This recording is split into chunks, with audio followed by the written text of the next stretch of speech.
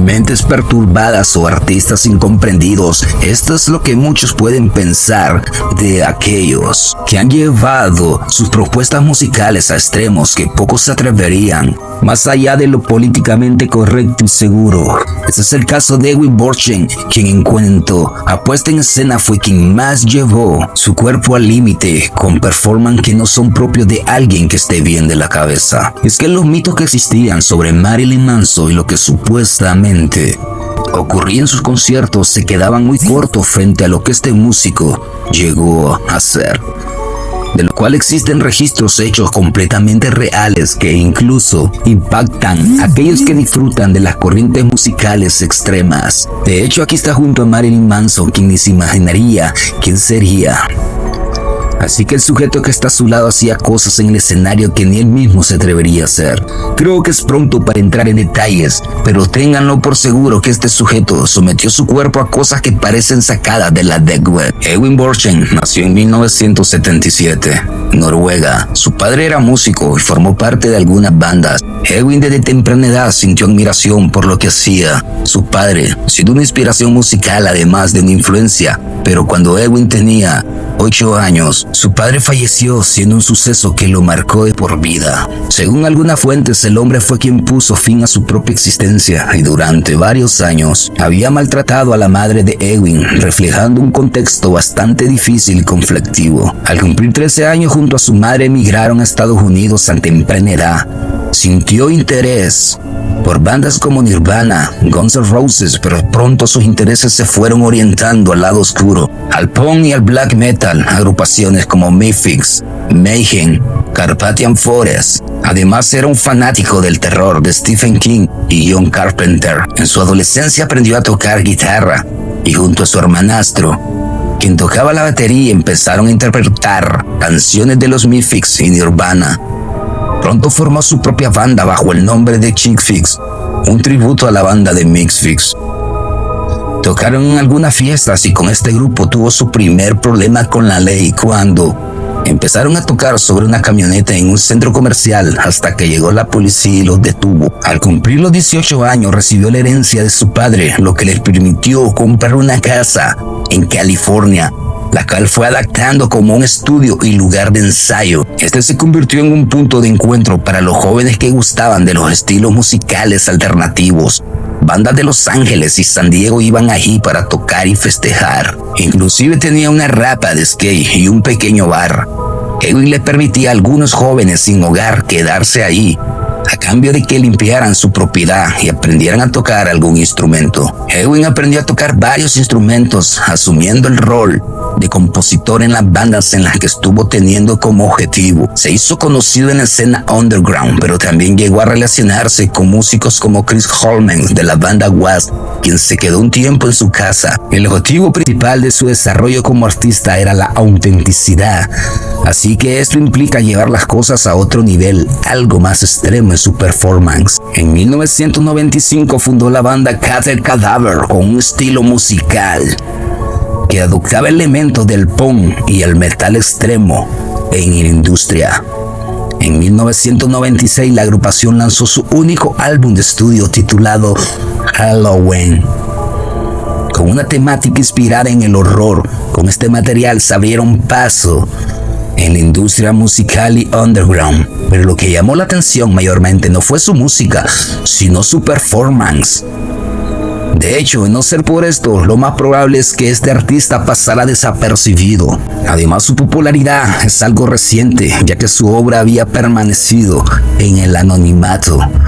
Así que en el underground, haciéndose notorio, y hoy en día gracias al internet.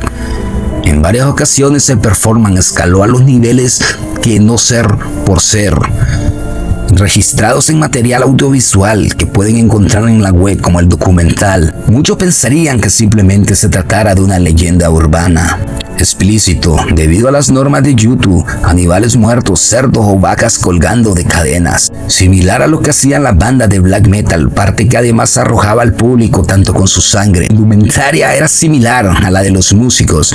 Este es su género, lo cual deja clara la influencia. En el metal grabado se observa que el músico se provocaba daño autoinfligido proyectando una ritualización del dolor atravesando partes de su cuerpo con ganchos. Se grapaba la boca y posteriormente intentaba cantar, agredía al público de forma violenta, quienes a su vez respondían golpeándolo.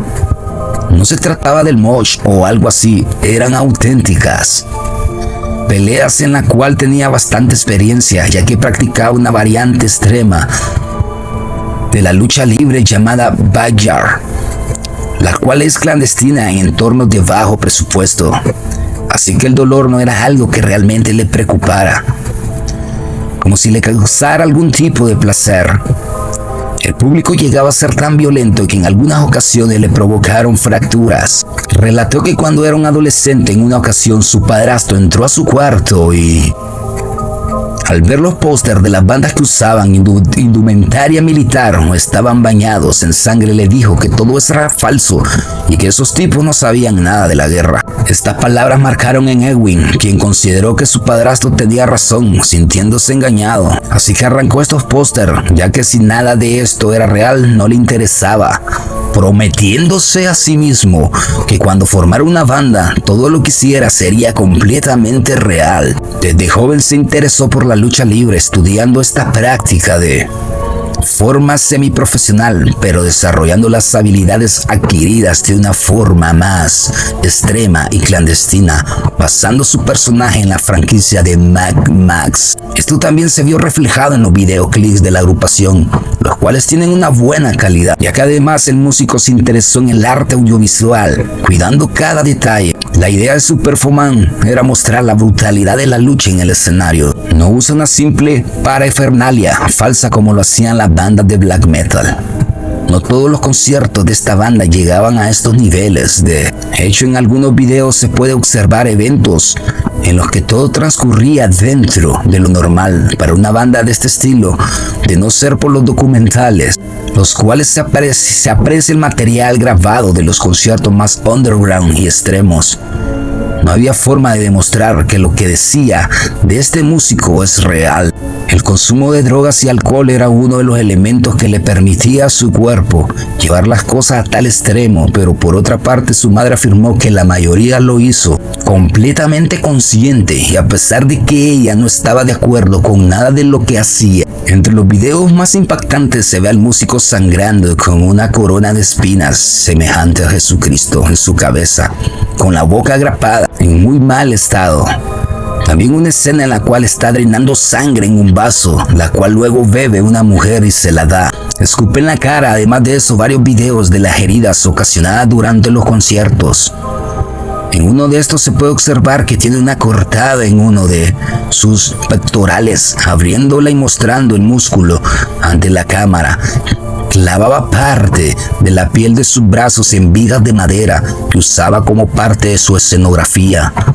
Pero lo más impactante y que se muestra sin censura en los documentales es que clavó su prepucio y escroto en un trozo de madera para luego salir prácticamente desnudo con esa tabla colgando los clavos que usaba.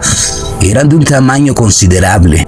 En otra escena se ve como también atravesaba su zona genital con agujas y tornillos. No estoy hablando de rumores o mitos. Quienes lo conocían relatan que disfrutaba de las mujeres participaran en su performance, con actos masoquistas, grapándolas y haciendo cosas similares a las que él hacía, todo consensuado. Pero era una forma de descargar una frustración con la que estaba lidiando por varios años. En el 2008 se casó con Eva Ortiz, reconocida por formar parte de varias bandas de la escena, convirtiéndose en una figura reconocida en el mundo de su cultura. Ella habría quedado impactada con la propuesta musical y el performance de Edwin, lo que dio a pie para que posteriormente iniciaran una relación en la que parecían ser el uno para el otro. Sin embargo, lidiar con la personalidad de Edwin no era algo sencillo.